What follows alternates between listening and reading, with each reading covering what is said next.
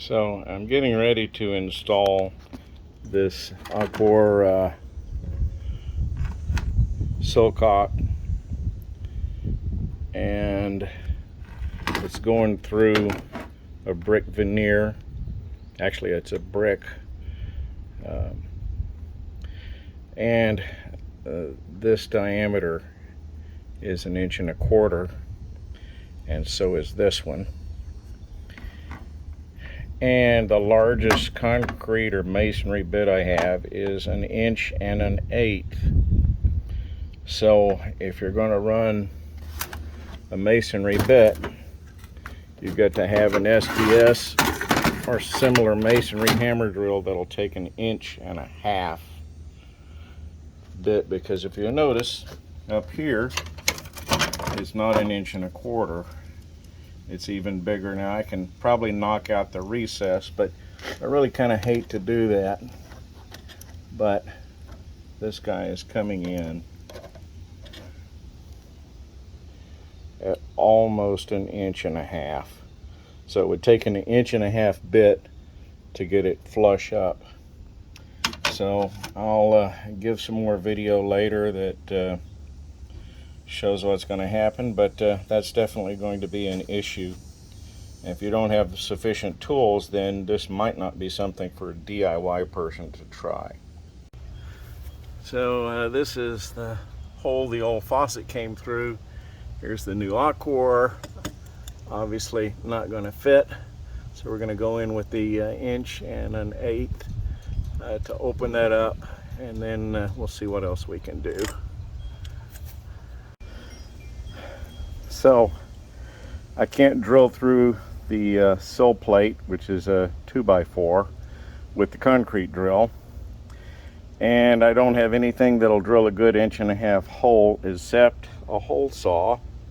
And because it's on a short shaft, I had to break out the Frankenstein adapter. But that hole is more like 1.5 inches.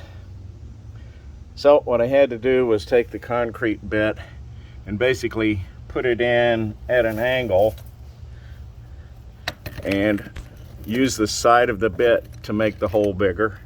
And I believe now I'm able to get through and can drill through the sill plate with the hole bit, which we'll find out. And I'm not going to do that one-handed, so I'll just give the aftermath.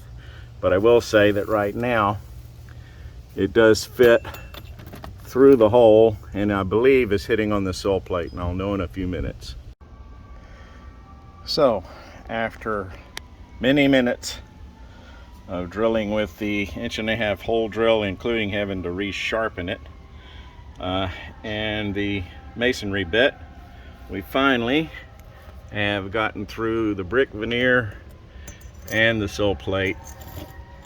So now we can go into mounting. And the mounting bracket does have a wedge so that it angles up for draining, but we've got plenty of room to do that as well. I just have to fill in the excess of the hole with something to put the mounting screws in. Film at 11.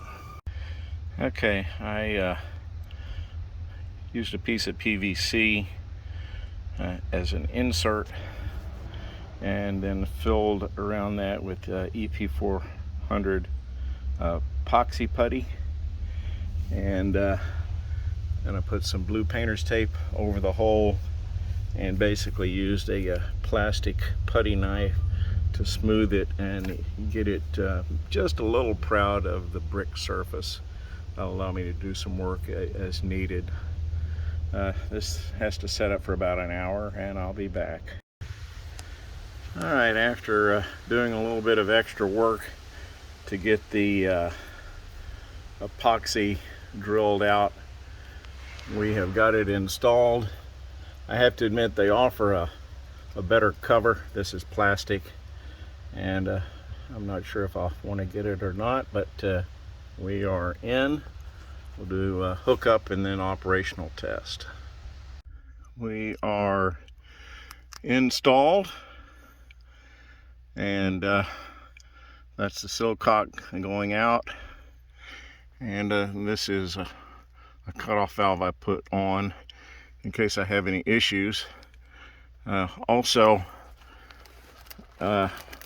this big loop you see is a service loop, so that if I have to service the valve, because there are some components in the end here, some seals, so if I ever have to service them, I can take the screws out in the front, pull the sillcock out, and this loop will collapse and let me pull it out and service it as might be needed. I would still have to come out and turn the water off and on, but it still lets me service it as best I can. Plus, if I wanted to, I could do it under pressure and just pull it off and plug the end of the pipe real quick. But that's it. We're going to do a service test next. So we are ready for the operational test. This is a quarter turn, I guess, and a double O-ring seal, and then your outlet. Not really very big, but we'll see what the flow rate is. We're going to go unrestricted, hopefully.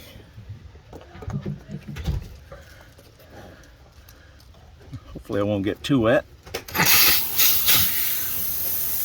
And I would say that's a pretty good stream. And there it goes draining out, which is what you want when you go into winter layup. This is my in-service configuration. A nice little commercial Y valve with quarter turn balls, and one part runs the irrigation system there, and the other runs this water hose. The irrigation system is left on 24 hours a day, and the hose, we just turn the ball valve open or closed on demand. That way the hose isn't under pressure the whole time.